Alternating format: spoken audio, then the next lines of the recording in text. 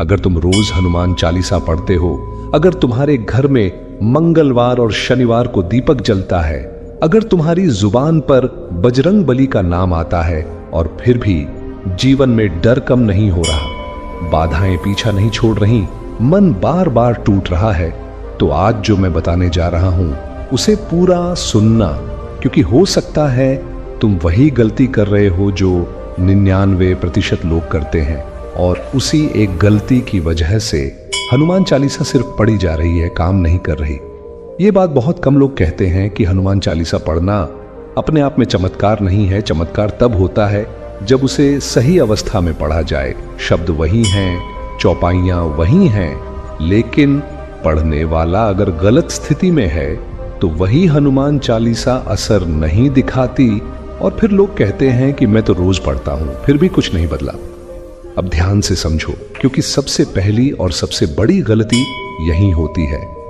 लोग हनुमान चालीसा को एक ड्यूटी की तरह पढ़ते हैं। सुबह उठे, जल्दी जल्दी निपटाया, या रात को सोने से पहले औपचारिकता निभा दी। मन कहीं और, शरीर कहीं और शब्द बस मुंह से निकल रहे हैं। ऐसे पाठ में भक्ति नहीं, सिर्फ आदत होती है। हनुमान चालीसा कोई टाइम पास मंत्र नहीं है, ये चेतना को जगाने का माध्यम है। जब चेतना ही मौजूद नहीं तो जागेगा कौन? यही कारण है कि पहली गलती है बिना मन रोके पढ़ना। मन अभी भी मोबाइल में, चिंता में, भविष्य के डर में उलझा है और उसी हालत में चालीसा शुरू हो जाती है। सच ये है कि हनुमान चालीसा पढ़ने से पहले अगर तुमने सिर्फ 30 सेकंड भी मन को नहीं रोका तो पाठ आधा वहीं खत्म हो जाता है। हनुमान जी को शब्द नहीं चाहिए, उन्हें तुम्हारी उपस्थिति चाहिए। दूसरी बड़ी गलती जो लोग करते हैं वह यह है कि वे हनुमान चालीसा को सिर्फ मांगने की मशीन बना लेते हैं। हे बजरंग बली, नौकरी दिला दो, कर्ज उतार दो, बीमारी ठीक कर दो, लेकिन कभी यह नहीं कहते कि मुझे जैसा तू चाहे वैसा बना दे। जहां सिर्फ मांग होती है वहां समर्पण नहीं होता, और जहां समर्पण नहीं वहां कृपा सीमित रह जाती है। हनुमान जी राम के सेवक हैं और सेवक का मार्ग मांगने का नहीं, अर्पण करने का होता है। जब तक तुम भीतर से यह नहीं मान लेते कि मैं कुछ नहीं, तू ही सब है, तब तक चालीसा पूरी तरह सक्रिय नहीं होती। अब तीसरी गलती सुनो, जो बहुत खतरनाक है और बहुत आम भी। लोग गुस्से में, नशे में, गलत सोच में, बुरे कर्मों के बीच हनुमान चालीसा पढ़ लेते हैं और सोचते हैं कि सब ठीक हो जाएगा। लेकिन हनुमान चालीसा ऊर्जा को कई गुना बढ़ा देती है। अगर भीतर शांति है तो शांति बढ़ेगी, और अगर भीतर नकारात्मकता है तो वही भी बढ़ेगी। इसलिए कहा जाता है कि हनुमान चालीसा पढ़ते समय मन, वाणी और कर्म में संयम होना चाहिए, वरना लोग कहते हैं कि पढ़ने के बाद उल्टा और परेशानी बढ़ गई। ये दोष चालीसा का नहीं, तरीके का होता है। अब एक बहुत गहरी बात समझो, हनुमान चालीसा पढ़ते समय अगर तुम्हारे भीतर यह भावना नहीं है कि मैं बदलना चाहता हूं, तो बाहर कुछ भी नहीं बदलेगा, क्योंकि हनुमान जी पहले व्यक्ति को बदलते हैं, परिस्थितियां बाद में। यही कारण है कि कुछ लोग पढ़ते पढ़ते रो पड़ते हैं, हल्के हो जाते हैं, और कुछ लोग पढ़कर भी वैसे के वैसे रहते हैं। फर्क शब्दों का नहीं, तैयारी का होता है। अब यहां पर ज्यादातर लोग एक और गलती करते हैं, वे सोचते हैं कि अगर एक बार पढ़ लिया तो काम खत्म। लेकिन हनुमान चालीसा एक प्रक्रिया है, एक यात्रा है। यह वैसा नहीं है कि आज पढ़ा और कल सब बदल गया। यह धीरे धीरे भीतर से मजबूत बनाती है, ताकि जब बदलाव आए तो तुम उसे संभाल सको। अगर तुम यहां तक सुन रहे हो तो यह संयोग नहीं है। इसका मतलब है कि तुम सिर्फ पाठक नहीं, साधक बनना चाहते हो। और अगले भाग में मैं तुम्हें बताने वाला हूं वो गलती जो 90% लोग मंगलवार और शनिवार को करते हैं। वो एक आदत जो चालीसा के असर को शून्य कर देती है, और वो सही तरीका जिससे हनुमान चालीसा सच में काम करने लगती है। अब यहां से बात और ज्यादा जरूरी होने वाली है, क्योंकि अब हम उस गलती की जड़ तक पहुंच रहे हैं जो हनुमान चालीसा के असर को धीरे धीरे खत्म कर देती है, और पढ़ने वाला समझ ही नहीं पाता कि कमी कहां रह गई। बहुत लोग सोचते हैं कि गलती शब्दों में होगी, उच्चारण में होगी, लेकिन असली गलती शब्दों में नहीं, अवस्था में होती है। सबसे पहले समझो, मंगलवार और शनिवार की सबसे बड़ी भूल, इन 2 दिनों को लोग बहुत पवित्र मानते हैं। दीपक जलाते हैं, चालीसा पढ़ते हैं, लेकिन उसी दिन सबसे ज्यादा लापरवाही भी करते हैं। दिन भर गलत सोच, कटुवाणी, क्रोध, जलन, अपशब्द और रात को हनुमान चालीसा। ये ऐसा ही है जैसे पूरे दिन झर जमा किया और रात को अमृत से उसे ढकने की कोशिश की। हनुमान चालीसा झर को ढकती नहीं, वह उसे बाहर निकालती है, और जब झर बाहर निकलता है तो बेचैनी बढ़ती है, जिसे लोग मेरी साधना काम नहीं कर रही समझ लेते हैं। सही तरीका यह है कि जिन दिनों हनुमान चालीसा पढ़ो उन दिनों संयम रखा जाए। संयम का मतलब यह नहीं कि साधु बन जाओ, संयम का मतलब है कि अनावश्यक गुस्सा, नकारात्मक बात और गलत कर्म से खुद को रोक लो। जितना संयम उतना असर। अब दूसरी बहुत आम गलती सुनो। लोग हनुमान चालीसा को जल्दी खत्म करने की होड़ में पढ़ते हैं। कुछ लोग गर्व से कहते हैं कि हम तो 5 मिनट में पूरी चालीसा पढ़ लेते हैं, लेकिन हनुमान चालीसा कोई दौड़ नहीं है, ये ठहराव है। जो जितना जल्दी निपटाना चाहता है उतना ही भीतर से दूर रहता है। जब तुम जल्दी पढ़ते हो तो मन शब्दों से आगे भाग रहा होता है, और जब मन आगे भाग रहा हो तो शब्द पीछे रह जाते हैं। सही तरीका यह है कि शब्द और मन साथ चलें। जहां मन अटक जाए वहीं रुकना सीखो। याद रखो, जहां मन रुका वहीं से काम शुरू हुआ। अब तीसरी गलती जो बहुत कम लोग स्वीकार करते हैं, वे हनुमान चालीसा को दिखावे की तरह पढ़ते हैं। घर में मेहमान आए हैं, किसी ने देख लिया कि हम पढ़ते हैं, सोशल मीडिया पर डाल दिया कि आज भी पाठ हुआ। जहां दिखावा आ गया वहां साधना मर जाती है। हनुमान जी को प्रचार नहीं, पवित्रता चाहिए। अब एक गहरी बात समझो। हनुमान चालीसा पढ़ते समय अगर तुम्हारे भीतर यह भावना है कि मैं दूसरों से ज्यादा धार्मिक हूं, तो उसी क्षण साधना रुक जाती है। अहंकार भक्ति का सबसे बड़ा शत्रु है, और हनुमान जी अहंकार को दूर करने आते हैं, बढ़ाने नहीं। अब बात करते हैं स्थान की गलती की। लोग कहीं भी बैठकर पढ़ लेते हैं, कभी टीवी के सामने, कभी बिस्तर पर, कभी लेटे लेटे। यह सुविधा तो हो सकती है, लेकिन साधना नहीं। हनुमान चालीसा पढ़ने के लिए एक निश्चित स्थान होना चाहिए, चाहे छोटा सा कोना ही क्यों ना हो। जब तुम रोज उसी जगह बैठते हो तो वहां ऊर्जा जमा होने लगती है। बहुत कम लोग जानते हैं कि स्थान भी याद रखता है। जहां रोज श्रद्धा होती है वहां शांति टिकती है, और जहां लापरवाही होती है वहां शब्द खोखले रह जाते हैं। अब चौथी गलती सुनो, जो अंदर से असर को काट देती है। लोग चालीसा पढ़ने के बाद तुरंत मोबाइल उठा लेते हैं, टीवी चालू कर लेते हैं, या किसी बहस में पड़ जाते हैं। यह वैसा ही है जैसे बीज बोकर तुरंत उसे खोद देना। हनुमान चालीसा पढ़ने के बाद कम से कम 1 मिनट मौन बहुत जरूरी है। मौन का मतलब यह नहीं कि कुछ सोचो, मौन का मतलब है कि जो शांति आई है उसे टिकने दो। यही वह समय होता है जब भीतर परिवर्तन बैठता है। अब एक ऐसी गलती जो लोग अच्छे इरादे से करते हैं लेकिन नुकसान कर लेते हैं। वे सोचते हैं कि ज्यादा पढ़ेंगे तो ज्यादा फल मिलेगा, और बिना तैयारी के कई बार चालीसा पढ़ लेते हैं। याद रखो, मात्रा से ज्यादा गुणवत्ता जरूरी है। एक बार पूरी उपस्थिति के साथ पढ़ी गई चालीसा 10 बार अधूरे मन से पढ़ी गई चालीसा से ज्यादा असर करती है। अब समझो एक बहुत महत्वपूर्ण नियम। हनुमान चालीसा का असर पढ़ते समय कम और पढ़ने के बाद ज्यादा होता है। अगर तुम पढ़ने के बाद भी वही शिकायत, वही डर, वही नकारात्मक सोच पकड़कर बैठे रहते हो तो तुम खुद ही उस असर को रोक रहे हो। इसलिए सही तरीका यह है कि पाठ के बाद यह मान लिया जाए कि अब जो होगा ठीक होगा। यही विश्वास साधना को पूरा करता है। अब यहां से जो बात आने वाली है वो बहुत कम लोग स्वीकार करते हैं, क्योंकि यह गलती बाहर नहीं अंदर होती है। यह वही गलती है जो अच्छे भक्त, नियमित पाठ करने वाले लोग भी अनजाने में कर देते हैं, और फिर सोचते हैं कि सब कुछ ठीक कर रहा हूं फिर भी भीतर कुछ खाली सा क्यों लगता है। इस गलती को समझे बिना हनुमान चालीसा पढ़ना ऐसा है जैसे दीपक जलाया हो लेकिन बाती को ठीक से न रखा हो। रोशनी तो होगी पर स्थिर नहीं होगी। सबसे छुपी हुई गलती यह है कि लोग हनुमान चालीसा पढ़ते समय डर के साथ पढ़ते हैं। डर कि कहीं कुछ गलत न हो जाए, डर कि अगर नहीं पढ़ा तो अनिष्ट हो जाएगा, डर कि अगर बीच में रुक गया तो पाप लग जाएगा। याद रखो, जहां डर है वहां भक्ति नहीं टिकती। हनुमान जी भय के नहीं, निर्भयता के देवता हैं। अगर तुम डर के कारण पढ़ रहे हो तो तुम उसी डर को और मजबूत कर रहे हो। सही भावना यह नहीं है कि अगर नहीं पढ़ूंगा तो बुरा हो जाएगा। सही भावना यह है कि पढ़ रहा हूं क्योंकि इससे मुझे शक्ति मिलती है। डर से किया गया पाठ बोझ बन जाता है, प्रेम से किया गया पाठ सहारा बनता है। अब इसी से जुड़ी दूसरी गलती समझो। कई लोग कहते हैं कि हनुमान चालीसा पढ़ते पढ़ते उन्हें अचानक घबराहट होने लगती है, दिल तेज धड़कने लगता है, मन बेचैन हो जाता है। वे सोचते हैं कि शायद साधना सही नहीं है, लेकिन सच्चाई यह है कि यह कोई नकारात्मक संकेत नहीं, बल्कि भीतर जमा भय के बाहर आने का संकेत होता है। जब वर्षों से दबा हुआ डर, चिंता और असुरक्षा बाहर आने लगती है तो शरीर प्रतिक्रिया करता है।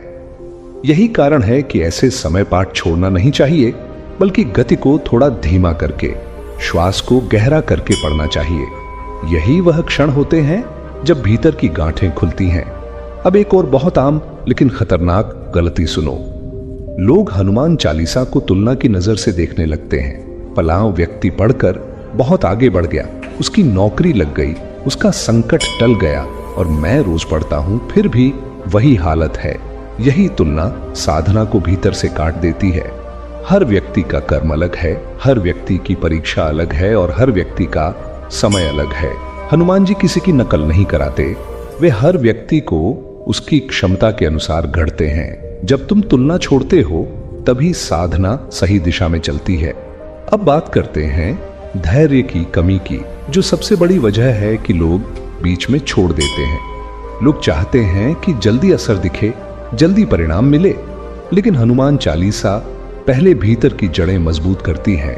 अगर तुम धैर्य नहीं रखोगे तो जड़ें मजबूत होने से पहले ही पौधा उखाड़ दोगे। बहुत लोग 1 महीने पढ़ते हैं फिर कहते हैं कुछ नहीं हुआ, लेकिन वे यह नहीं देखते कि क्या वे भीतर से थोड़े शांत हुए, क्या प्रतिक्रिया देने से पहले सोचने लगे, क्या डर थोड़ा कम हुआ। ये छोटे बदलाव ही बड़े चमत्कारों की नींव होते हैं। अब एक बहुत गहरी गलती सुनो जिसे लोग भक्ति समझ लेते हैं। वे हनुमान चालीसा को दुख गिनाने का माध्यम बना लेते हैं। हर पाठ में वही शिकायतें, वही रोना, वही प्रश्न कि मेरे साथ ही क्यों। याद रखो, हनुमान जी समस्या सुनते हैं, लेकिन वे रोना नहीं, साहस जगाने आते हैं। अगर हर बार पाठ के बाद तुम और ज्यादा दुखी महसूस कर रहे हो तो समझ लो कि तुम चालीसा नहीं, अपने दुख को दोहरा रहे हो। सही तरीका यह है कि पाठ के बाद समस्या को छोड़ दो और भीतर उठ रही शक्ति को महसूस करो। अब समझो एक बहुत महत्वपूर्ण मानसिक अवस्था, हनुमान चालीसा तब सबसे ज्यादा काम करती है जब तुम इसे अपने को बदलने के लिए पढ़ते हो, दूसरों को बदलने के लिए नहीं। जब तुम यह छोड़ देते हो कि सामने वाला ऐसा क्यों है, दुनिया वैसी क्यों है, और ध्यान अपने भीतर लाते हो, तभी साधना फल देने लगती है। अब यहां से बात उस स्तर पर पहुंचती है जहां बहुत लोग पीछे हट जाते हैं, क्योंकि यहां हनुमान चालीसा को पढ़ने की नहीं, जीने की बात होती है। यह वही मोड़ है जहां पाठ करने वाला तय करता है कि वह सिर्फ शब्दों तक सीमित रहेगा या फिर शब्दों के पार जाकर अपने भीतर झांकने का साहस करेगा। अगर तुम यहां तक जुड़े हो तो यह संकेत है कि तुम तैयार हो उस बात को समझने के लिए जो हनुमान चालीसा को सच में प्रभावशाली बनाती है। अब सबसे पहले समझो वो एक भावना जिसके बिना हनुमान चालीसा अधूरी रहती है। वह भावना है कृतज्ञता। अधिकांश लोग चालीसा पढ़ते समय सिर्फ यह देखते हैं कि क्या नहीं मिला, क्या ठीक नहीं हुआ, कौन सी परेशानी अभी बाकी है, लेकिन बहुत कम लोग पढ़ते समय यह महसूस करते हैं कि जो कुछ भी अभी तक मिला है, जो संकट अभी तक टले हैं, जो सांसें अभी चल रही हैं, वे भी किसी कृपा से ही हैं। जहां कृतज्ञता नहीं होती वहां कृपा टिकती नहीं। जब तुम हनुमान चालीसा पढ़ते हुए भीतर से यह स्वीकार करते हो कि जो भी है उसके लिए धन्यवाद, उसी क्षण ऊर्जा का प्रवाह बदल जाता है। हनुमान जी ऐसे मन में जल्दी उतरते हैं जो शिकायत से भरा नहीं, स्वीकार से भरा होता है। कृतज्ञता का भाव साधना को हल्का बना देता है और हल्के मन में ही शक्ति टिकती है। अब समझो कि कुछ लोग पढ़ते पढ़ते अचानक शांत क्यों हो जाते हैं। यह कोई साधारण शांति नहीं होती, यह उस स्थिति का संकेत होता है जहां मन ने कुछ पल के लिए नियंत्रण छोड़ दिया होता है। मन जब हर बात को पकड़ने की कोशिश करता है तब वह थकता है, और जब वह छोड़ देता है तब शांति उतरती है। हनुमान चालीसा उसी छोड़ने की कला को सिखाती है। जब तुम हर चौपाई को नियंत्रण की तरह नहीं, प्रवाह की तरह पढ़ते हो, तब मन धीरे धीरे शांत होने लगता है। और यही वह क्षण है जहां लोग कहते हैं कि मुझे कुछ अलग सा महसूस हुआ। वह अलग कुछ नहीं, तुम्हारी स्वाभाविक शांति होती है जो अब तक दब गई थी। अब एक और बहुत आम गलती समझो जो अच्छे इरादों के बावजूद साधना को कमजोर कर देती है। लोग हनुमान चालीसा को समस्या खत्म करने का सौदा बना लेते हैं। वे कहते हैं कि अगर यह ठीक हो गया तो मैं इतने पाठ करूंगा, अगर वह मिल गया तो दान करूंगा। यह सौदेबाजी साधना नहीं है। हनुमान जी व्यापारी नहीं है कि शर्तों पर कृपा करें। सही तरीका यह है कि पाठ किसी शर्त पर नहीं, विश्वास पर किया जाए।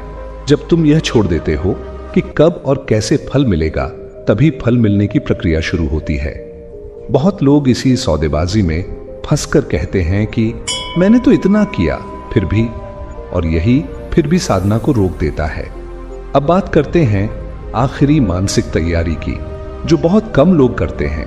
हनुमान चालीसा पढ़ने से पहले नहीं, बल्कि पढ़ते समय यह स्वीकार करना कि अगर आज कुछ भी महसूस न हो तब भी मैं पढ़ूंगा, क्योंकि हर दिन अनुभव नहीं मिलता, लेकिन हर दिन अभ्यास होता है, और जो अभ्यास में ईमानदार होता है वही अनुभव तक पहुंचता है।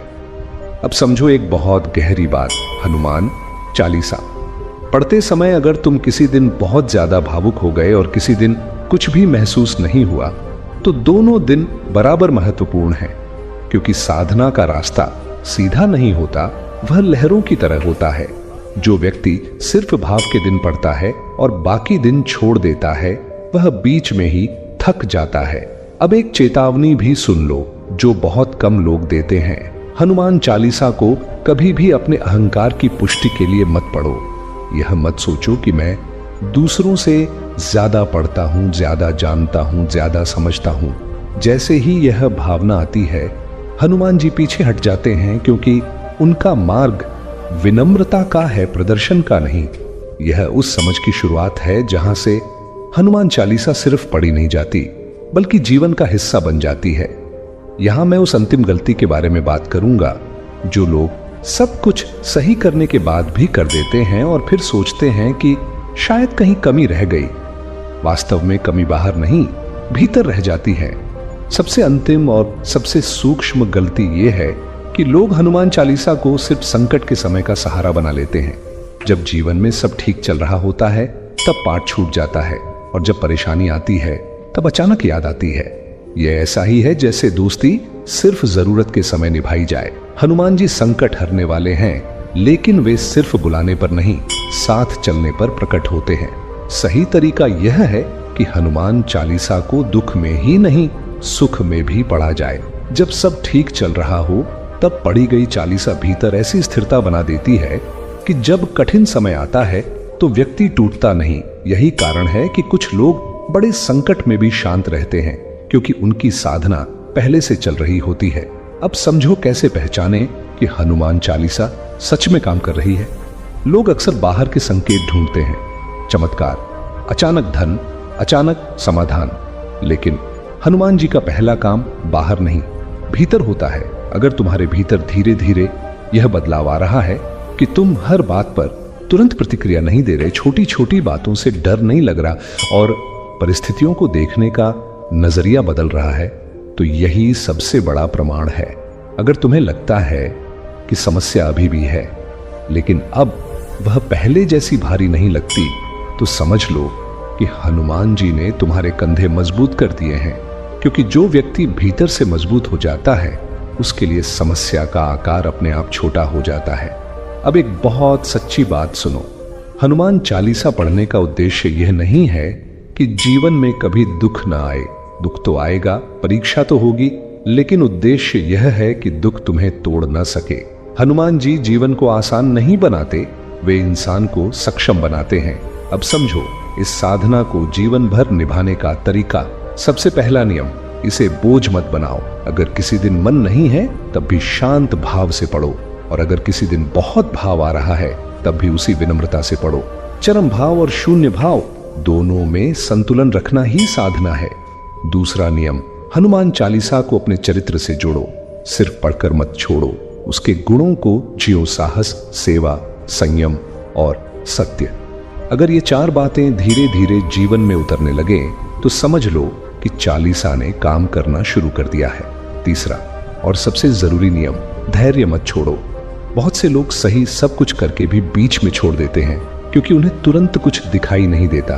लेकिन याद रखो, जो चीजें जड़ से बदलती हैं वे शोर नहीं करती, उनका असर शांति से फैलता है। अब इस पूरे विषय को एक ही भाव में समझ लो। हनुमान चालीसा कोई जादू नहीं है, यह एक अनुशासन है। जो व्यक्ति इस अनुशासन को प्रेम, धैर्य और सच्चाई के साथ निभाता है, उसका जीवन धीरे धीरे सही दिशा में अपने आप चलने लगता है। अगर आज ये वीडियो तुम्हारे दिल को छू पाया है, अगर कहीं भी तुम्हें लगा कि यह बात तुम्हारे जीवन से जुड़ी है, तो इसे संयोग मत समझना। समझ लेना कि यह वही क्षण है जहां से तुम्हारी साधना ने एक नया मोड़ लिया है। और अंत में मैं तुमसे सिर्फ एक बात कहूंगा, अगर तुम्हें हनुमान चालीसा से शक्ति मिलती है, शांति मिलती है या सहारा मिलता है, तो इसे अपने तक मत रखो। इस यात्रा में हमारे साथ जुड़े रहो। अगर तुम चाहते हो ऐसे ही गहरे, सच्चे और बिना दिखावे वाले हनुमान जी के संदेश, तो हमारे चैनल को सब्सक्राइब जरूर करना, क्योंकि यहाँ शब्द नहीं, अनुभव साझा किए जाते हैं। जय श्री राम, जय बजरंग बली।